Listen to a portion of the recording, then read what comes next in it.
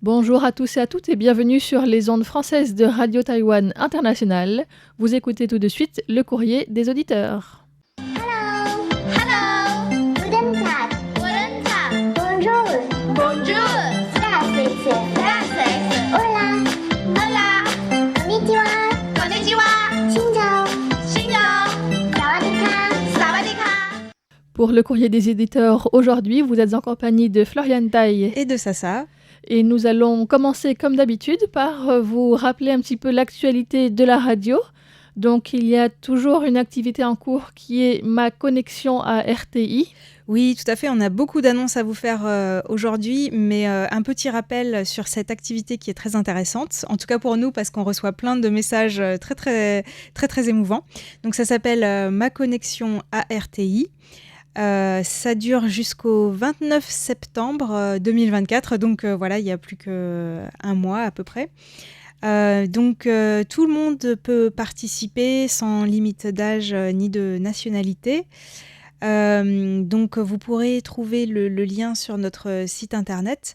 Et donc l'idée, c'est de nous envoyer par email notamment, en fait, un petit texte pour décrire votre connexion à Radio Taïwan International. Ça peut être votre toute première écoute sur les ondes, par exemple, ou par podcast, ou un autre moyen. Ou alors un moment où vous avez écouté RTI et qui vous a beaucoup marqué, que vous trouvez inoubliable. Il faut joindre à cela une photo qui présente, je ne sais pas, soit un objet lié à RTI, soit... Enfin voilà, il faut un petit peu d'imagination pour ça. Oui, n'oubliez pas les photos. C'est vrai qu'on a reçu quelques mails sans photos, donc je ne pense pas qu'ils soient éligibles pour recevoir le cadeau qui sera donc une carte spéciale en édition limitée. Et puis il y a aussi un tirage au sort avec un cadeau souvenir de la radio.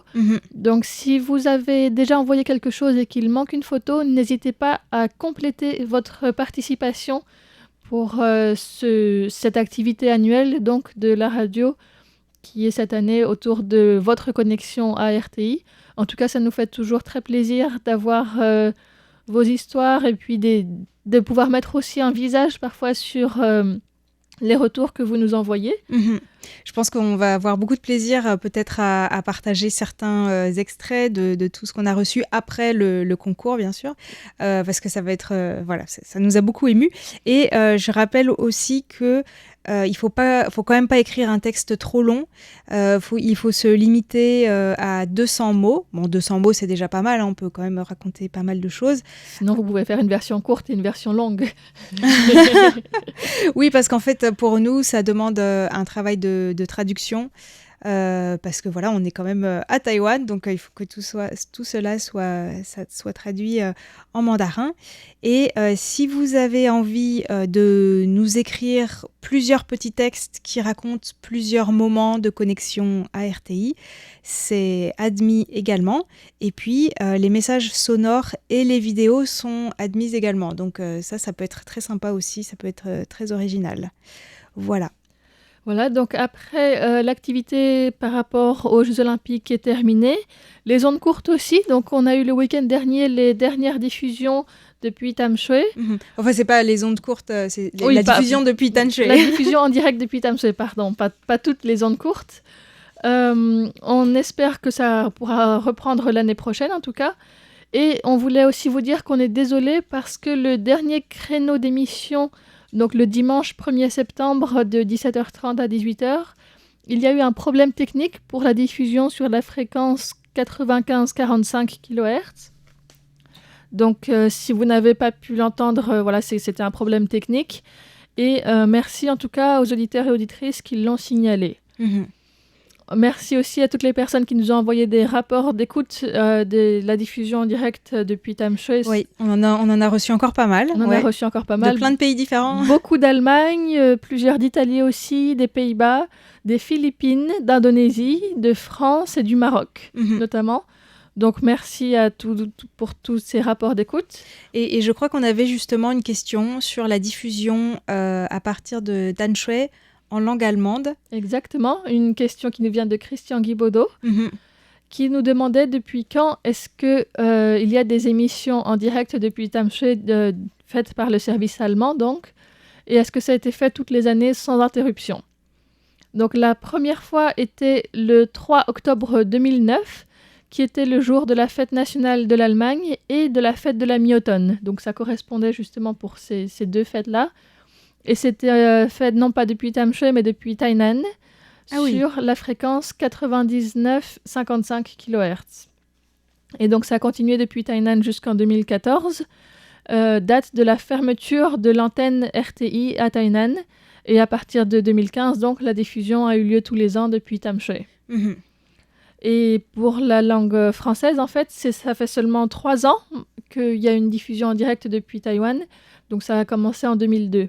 Ah oui, 2022, pardon. oui, je pensais que c'était à peu près les mêmes dates que pour la langue allemande. Moi aussi, vu qu'on est toutes les deux un petit peu les dernières recrues de la radio, on découvre peut-être des choses que vous saviez déjà, mais en tout cas qu'on repartage avec vous du coup, parce qu'en voyant cette question, je me suis demandé pour le service français, et donc voilà, j'ai aussi appris que les émissions en direct depuis Tamsui en français n'avaient lieu que depuis 2022. Mhm. Mais en tout cas, c'est quelque chose qui plaît énormément à de nombreux auditeurs qui apprécient beaucoup cette diffusion directe depuis Tamsui. Mhm. Ouais, bah c'est vrai que c'est assez magique, quoi, les ondes courtes qui sont envoyées depuis ici et reçues dans le monde entier, quand on voit qu'il y a aussi de l'Asie du Sud-Est et puis l'Europe et l'Afrique.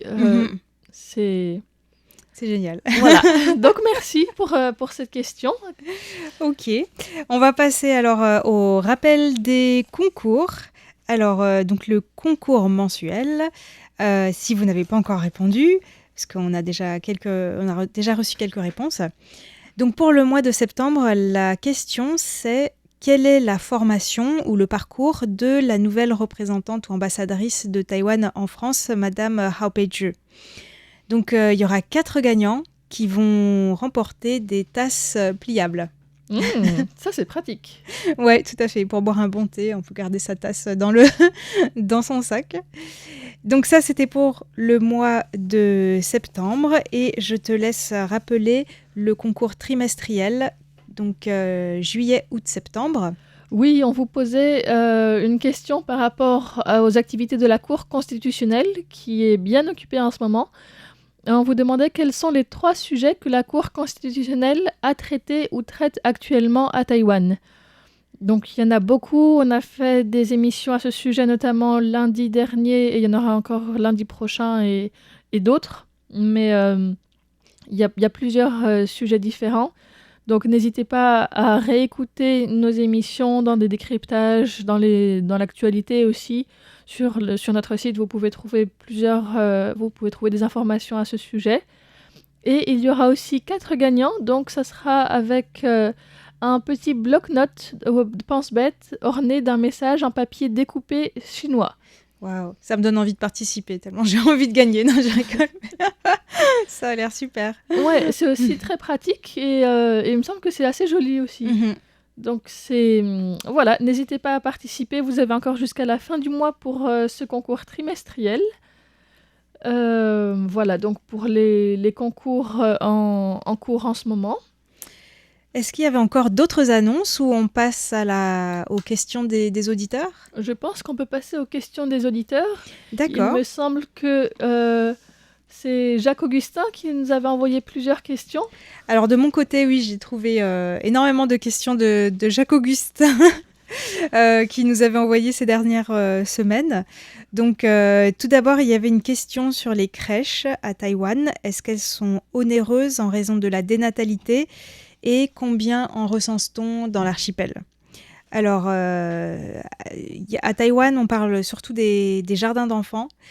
Et je vais répondre aussi en incluant les écoles maternelles parce qu'en fait, disons que la scolarité est obligatoire seulement à partir du primaire. Donc voilà, on peut aussi mettre les écoles maternelles éventuellement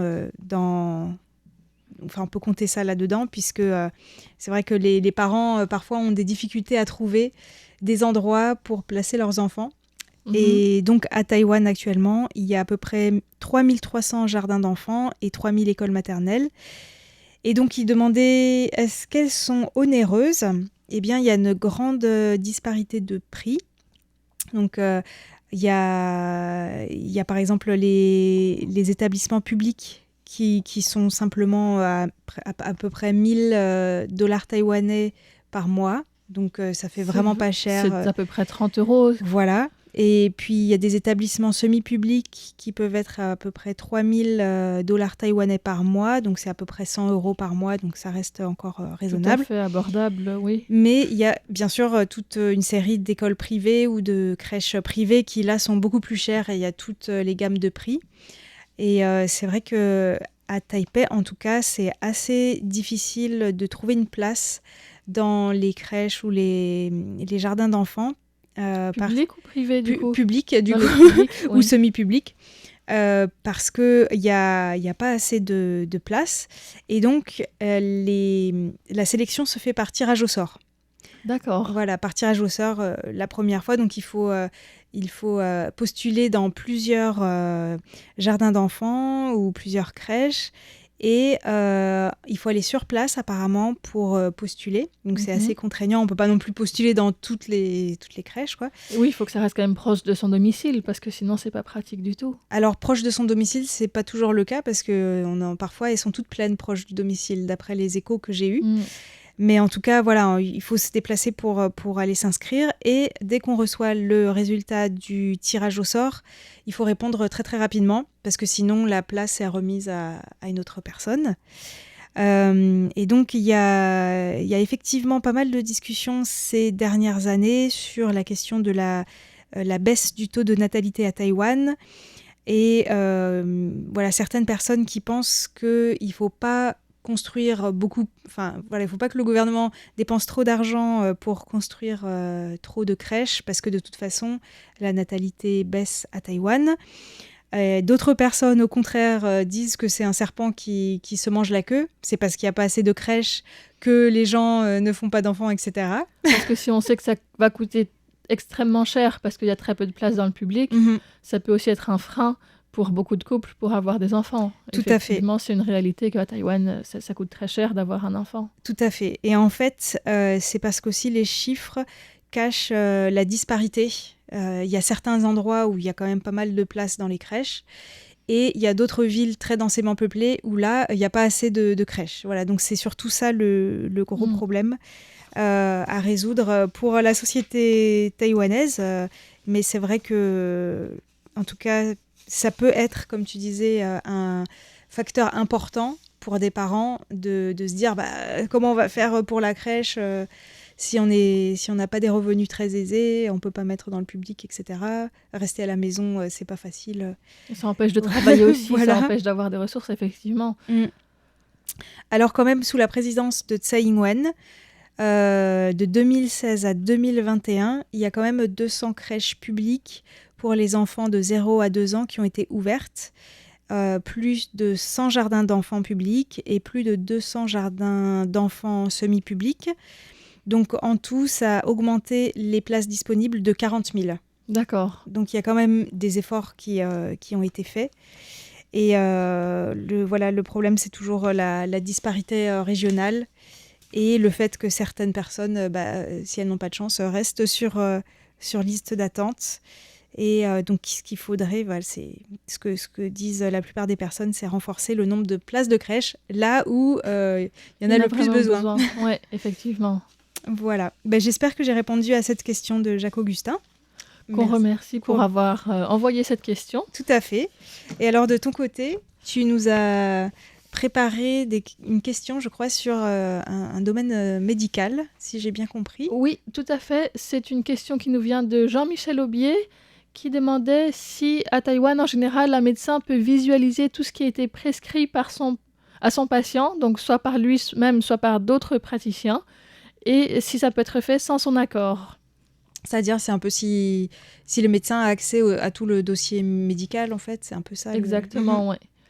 Donc, il faut savoir d'abord qu'à Taïwan, il n'y a pas de système de médecin de référence ou de médecin de famille ou de médecin traitant qui aurait accès plus globalement au dossier du patient et qui serait en charge de son suivi.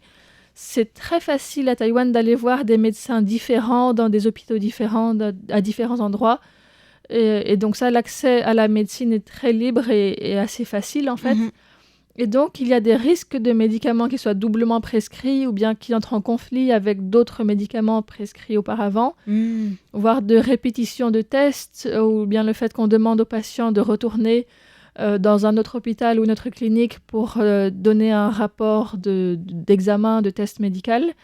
Et donc, ça fait à la fois plus de frais et plus de risques si le médecin n'a pas accès à l'historique médical d'un patient, au moins dans une certaine mesure. Donc voilà un petit peu le problème quand il n'y a pas d'accès à certaines informations médicales. Et donc depuis 2013, il y a un historique médical en ligne qui regroupe les informations cliniques, donc à la fois les tests effectués, les résultats, les diagnostics, les prescriptions de médicaments, que ce soit médecine chinoise ou occidentale, les opérations chirurgicales et soins dentaires, les médicaments anti-allergiques, les scanners et IRM, les hospitalisations, les vaccinations, les échographies, etc. Et par contre, ces informations restent visibles pendant 1 an ou 6 mois pour certains résultats d'imagerie. Et ce n'est pas tout l'historique médical non plus de toute une vie qui est visible. C'est surtout pour éviter, comme tu disais, peut-être les doubles prescriptions Exactement. en même temps ou des choses qui peuvent créer des problèmes si on prend des médicaments incompatibles. Voilà, ou si quelqu'un a fait une analyse sanguine relativement récemment, qu'il n'y ait pas besoin d'en refaire une. Et donc tout ça, c'est visible à la fois par les médecins, mais aussi les pharmaciens, le personnel de radiologie, les psychiatres. Tout le personnel médical peut y avoir accès, mais seulement dans 2 types de circonstances précises. Donc, soit dans une clinique ou un hôpital, et dans ces cas-là, il y a besoin d'avoir 3 cartes. Donc, à la fois la carte d'assurance maladie personnelle du patient ou de la patiente, la carte de professionnel médical, donc de la personne qui fait cette demande, n'importe qui, si ce n'est pas une personne lambda qui va pouvoir faire cette demande-là non plus. Et il faut une carte de sécurité propre à la clinique ou à l'hôpital. Donc, ça ne peut pas être fait non plus depuis chez soi. Et ça, c'est quand on est donc sur place seulement. Et si on veut que ce soit fait à distance, il faut avoir d'abord un formulaire de consentement d'accès à cet historique médical signé par un patient et qu'un rendez-vous médical soit pris. Et donc, dans ce cas-là, la clinique peut, dans les 24 heures avant le rendez-vous, télécharger cet historique médical du patient. Donc, ça reste quand même très encadré. Il faut soit être sur place, soit avoir donné son consentement pour que cet historique soit accessible par un personnel médical. Et si on ne veut pas que ce soit visible par quelqu'un qui ait notre carte d'assurance maladie, c'est aussi possible en établissant un code PIN pour sa carte d'assurance maladie qui bloque le dossier médical. Et donc, il faut qu'on le tape soi-même pour autoriser notre médecin à avoir accès à ces informations. Ah, je ne savais pas que c'était possible, ça. D'accord. Je ne savais pas non plus. Et je trouve que c'est assez intelligent, en fait, comme manière de faire que ce soit que les informations qui sont probablement utiles, qui soient visibles, pas non plus ce qui a été fait il y a 5 ans, il y a 10 ans. Et bon, après, au niveau légal, donc, le téléchargement des dossiers est limité à l'utilisation pour établir un diagnostic, pour donner un traitement et pour donner des conseils pour les pharmaciens, par exemple, sur l'utilisation des médicaments. Ça ne peut pas être utilisé à d'autres fins et les informations téléchargées doivent être détruites immédiatement après la visite du patient à l'hôpital. Voilà. Bah, je vois que tu as fait beaucoup de recherches, en tout cas. Je suis allée voir donc, du coup, sur le site de l'assurance maladie à Taïwan. Et effectivement, je ne savais pas du tout ça. Donc, merci pour cette question. Merci Encore à Jean-Michel Aubier. 2 petites précisions. Donc, depuis 2018, si des médicaments prescrits entrent potentiellement en conflit avec une nouvelle prescription médicale, donc le système peut envoyer automatiquement une alerte. Et il y a aussi une alerte automatique pour les allergies à des médicaments. D'accord. Qui est envoyée. C'est bien, ça. Ouais. Et soi-même, on peut également avoir accès à ces informations sur le site internet ou bien à travers une application. Donc, c'est visible aussi par soi-même si on veut reconsulter nous-mêmes les résultats des tests ou bien savoir ce qui a été prescrit, quel médicament on a eu. si on veut faire plus de recherches soi-même sur qu'est-ce que ça signifie, par exemple, c'est aussi possible. D'accord. Mais dis donc, c'était très complet comme réponse. Ouais, mais c'était une question, effectivement, je connaissais pas du tout ça et c'était intéressant à chercher. Donc merci beaucoup à Jean-Michel Aubier. Alors, pour continuer, on retrouve Jacques-Augustin qui nous a envoyé toujours des questions très intéressantes. Il nous en a envoyé plusieurs sur les relations de Taïwan avec certaines parties du monde, donc on a regroupé ces questions. Donc, il nous a demandé notamment quel est l'état des relations de Taïwan avec les Philippines et il aurait également souhaité savoir quel rapport entretient Taïwan avec de petits États de la zone Indo-Pacifique comme l'île de Niue, Kiribati et la Nouvelle-Calédonie. Alors, vaste question. Alors, tout d'abord, on va commencer par les Philippines. Donc, Taïwan entretient plutôt de bonnes relations avec les Philippines. Ce sont tous deux des partenaires stratégiques des États-Unis dans la région, notamment sur le plan militaire. D'ailleurs, au début du mois d'août, donc dans l'actualité, c'est un lieutenant général taïwanais à la retraite qui a été nommé directeur adjoint du bureau de représentation de Taïwan aux Philippines. Parce que Taïwan n'a pas de relations diplomatiques avec les Philippines, ils ont un bureau de représentation. Et le fait de nommer un militaire assez haut gradé à la retraite numéro 2 de ce bureau, c'est quand même un signe que les relations, en tout cas entre Taïwan et les Philippines dans le domaine stratégique ou militaire sont assez importantes. Alors bien sûr, il y a parfois quelques frictions en mer de Chine du Sud. Par exemple, en juin dernier, les Philippines ont demandé l'extension de leur souveraineté en mer de Chine méridionale devant l'ONU. Ça a beaucoup attiré l'attention à Taïwan et le gouvernement taïwanais a protesté. Parce qu'en plus, après, ça a entraîné le Vietnam qui a fait de même auprès de l'ONU. En mer de Chine, il y a beaucoup de petites îles ou îlots qui sont réclamés à la fois par le Vietnam, les Philippines, l'Indonésie, la Malaisie, la Chine et Taïwan, et parfois d'autres pays encore, mais ce sont plusieurs îlots qui sont très disputés, qui sont dans cette zone-là. Ouais. Alors là, pour les Philippines, c'est pas forcément des îlots, mais c'est une extension des eaux territoriales. Il y a peut-être aussi des questions d'hydrocarbures offshore, etc. Mais en tout cas, on n'a pas repéré d'accrochage entre Taïwan et les Philippines ces derniers mois qui sont assez importants dans cette région. Mais en revanche, ça a été le cas récemment entre la Chine et les Philippines. Il y a eu un accrochage entre bateaux de pêcheurs, garde-côtes, etc. Des bateaux qui se sont renversés. Enfin c'était assez important quand même comme incident. Mais ça n'est pas... Enfin, en tout cas, dans l'actualité, ces derniers mois, il n'y en a pas eu entre Taïwan et les Philippines et les relations sont plutôt bonnes. Alors, du côté des échanges commerciaux, bilatéraux, dans les deux sens, c'est assez élevé puisque ils atteignent 7,5 milliards de dollars américains. C'est même un peu plus que les échanges bilatéraux commerciaux entre Taïwan et la France. Il y a aussi à signaler quand même plus de 150 000 travailleurs migrants philippins à Taïwan. Donc voilà, les relations entre Taïwan et les Philippines sont importantes. Et, tout à fait. Oui, il y a beaucoup d'échanges dans plusieurs domaines en fait. Oui, tout à fait. En ce qui concerne la région Pacifique, Taïwan a 3 alliés diplomatiques dans le Pacifique, donc 3 sur 12, parce que Taïwan a actuellement 12 alliés diplomatiques dans le monde. Est-ce que tu te souviens lesquels ? Tuvalu, il me semble oui. encore. Palaos. Oui. Et...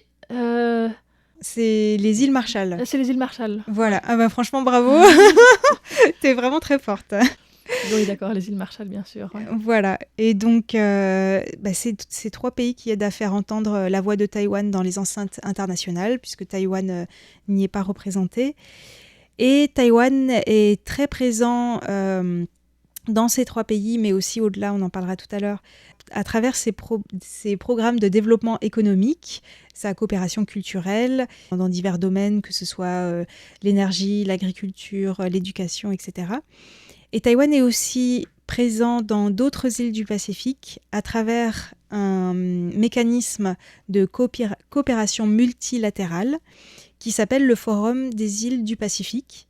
Et Taïwan y participe en tant que partenaire de coopération, au même titre que par exemple les États-Unis, le Japon, la Chine, le Canada et l'Union européenne. C'est un forum qui a fait parler récemment de lui. Tout à fait. Il y a eu pas mal de rebondissements ces derniers temps, puisque l'édition de cette année de ce forum vient d'avoir lieu. Et le vice-ministre taïwanais des Affaires étrangères était présent sur place. Et donc, il y a eu des velléités chinoises pour faire pression, pour que Taïwan ne soit plus invité en tant que partenaire de coopération à ce forum des îles du Pacifique. Et ces pressions chinoises sont notamment passées par les îles Salomon, qui étaient un ancien allié diplomatique de Taïwan jusqu'en 2019 et qui ont changé en fait leur alliance avec la République populaire de Chine. Deuxième rebondissement après ça, donc Taïwan a signé le 1er septembre, avait signé un accord avec le secrétariat du Forum des îles du Pacifique pour que ce forum affirme dans son communiqué le soutien de l'organisation à la participation de Taïwan en tant que partenaire de coopération entre 2025 et 2027.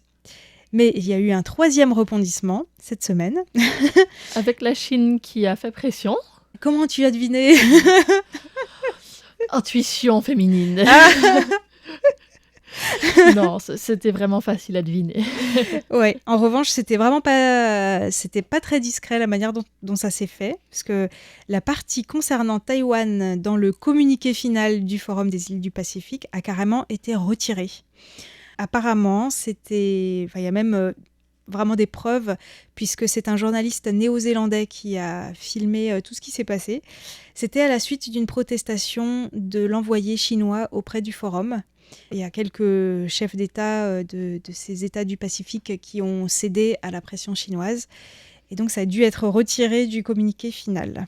Mais du coup, c'est un peu flou pour la participation future de Taïwan l'année prochaine. Je pense que ça dépend aussi dans quel pays ça aura lieu. Et bien justement, ça aura lieu dans les îles Salomon, qui était le pays par lequel les pressions chinoises se sont fait sentir. Donc, ça s'annonce pas très très bien pour la participation de Taïwan, en tout cas pour l'année prochaine. Et pour y revenir, une fois qu'ils sont partis, ça sera difficile aussi, je pense.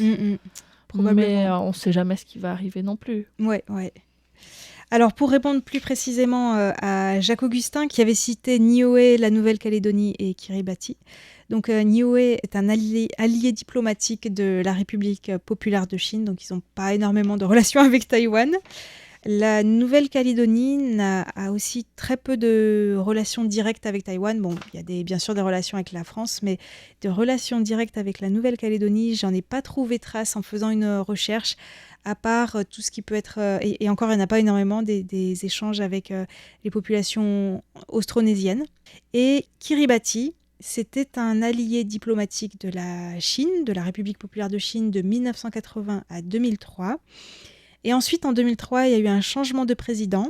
Et donc, Kiribati a établi des relations diplomatiques plutôt avec Taïwan. Et en 2019, il y a eu un nouveau revirement après encore un changement politique.